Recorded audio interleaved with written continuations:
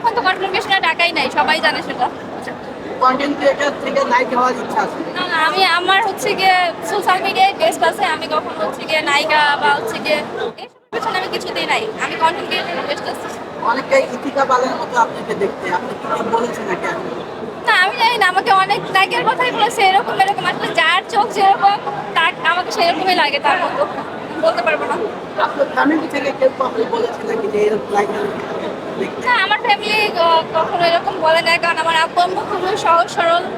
So তারা নায়ক নায়িকা এইসব বিষয়ে তাদের কোনো রকম ভাবে খুব একটা আইডিয়া নেই। নিজেকে কোথায় দেখতেছেন?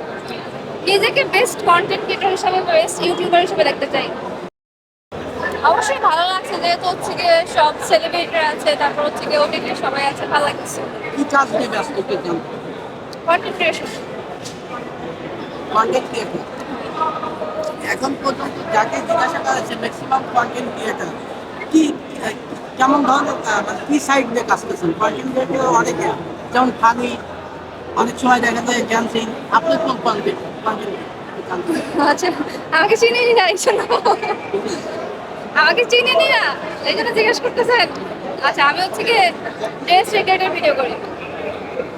আপনি যে কথা বললেন অনেকে চিনতেন আপনার, আমরা তো এই কাজেই ব্যস্ত থাকি না। আপনার যারা অডিয়েন্স তারা চিনবে। সেটাই না, আমি হচ্ছে কি মাঝে মাঝে হচ্ছে কি হতাশ হয়ে যাই। কেউ এসে একটা এইটা কোশ্চেন করে, কেউ ওইটা কোশ্চেন করে, কেউ চিনে কোশ্চেন করে, কেউ না চিনে কোশ্চেন করে। আচ্ছা, আজকে যে গেস্টে পরে এসেছে প্রাইস কত? এটা আমার বানানো। কত প্রাইস কত?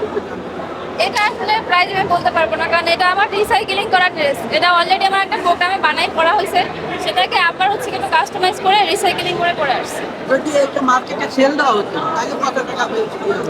এটা আসলে আমি বলতে পারবো না, কারণ মার্কেটে এই টাইপের ড্রেস 10,000, 15,000, 20,000 টাকা বিক্রি হয়, বাট আমার এত টাকা খরচা হয় নাই। এইটাই আমার কন্টেন্ট, হচ্ছে গিয়ে অল্প টাকার মধ্যে বেস্ট কিছু বানানো। একজন কন্টেন্ট ক্রিয়েটরের মাসে ইনকাম কত কি জানেন? সেটা আমি আসলে বলতে পারবো না, এক একজনের ইনকাম এক এক রকমের, এটা আসলে আমার আইডিয়া নেই। কারণ কন্টেন্ট ক্রিয়েশন হচ্ছে গিয়ে একজন কন্টেন্ট ক্রিয়েটরের ইউটিউব থাকে, ফেসবুক থাকে, স্পন্সর থাকে, তো সেসব মিলাইয়া আমার যে ইনকামটা সেটা তার আলোচনা হবে না। তো এই এখন জন্য পর্যন্ত সর্বোচ্চ ইনকাম কত হয়েছে? আসলে আমার আইডিয়া নাই, আর ইনকাম নিয়ে আসলে কথাটা না বলাই ভালো। আমি এইসব বিষয়ে অ্যান্সার দিতে চাচ্ছি না, আমরা জানি কারণ আমার একটা জিনিস, সিম্পল জিনিস বুঝবেন যে একটা সরকারি চাকরি করে সে কয় টাকা বেতন পায় সেটা জানে মানুষ, কিন্তু কন্টেন্ট ক্রিয়েশনের টাকাটা অনেক ধাপে আসে। তো এটা যদি আমি রিপ্লাই করি, তো মানুষের অনেক অডিয়েন্স ভাবে ওমা এত টাকা কিভাবে বা এত কম টাকা কিভাবে। সো আমি এই কোশ্চেনটা রাখতে চাই। অনেক আপনি থাকতে পারেন, আমরা নিজেরাও একসময় চালিয়েছি। কোনো মাসে দেখা যায় 2 লাখ, কোনো মাসে 50,000। না, আমার এত আসে না, আমার এত আসে না। আনুমানিক জীবনে সর্বোচ্চ কোন দিনটা বেশি টাকা ইনকাম করা হয়েছে জানতে চাই? সর্বোচ্চ কোন মাস? সেটা এই বছরেই আমার মনে হয়, কারণ আমি তো কন্টেন্ট ক্রিয়েশন শুরু করছি জাস্ট 1 বছর হয়েছে। তো 1 বছরের মাথায় এসে এই বছরই আমার মনে হয় বেস্ট ছিল।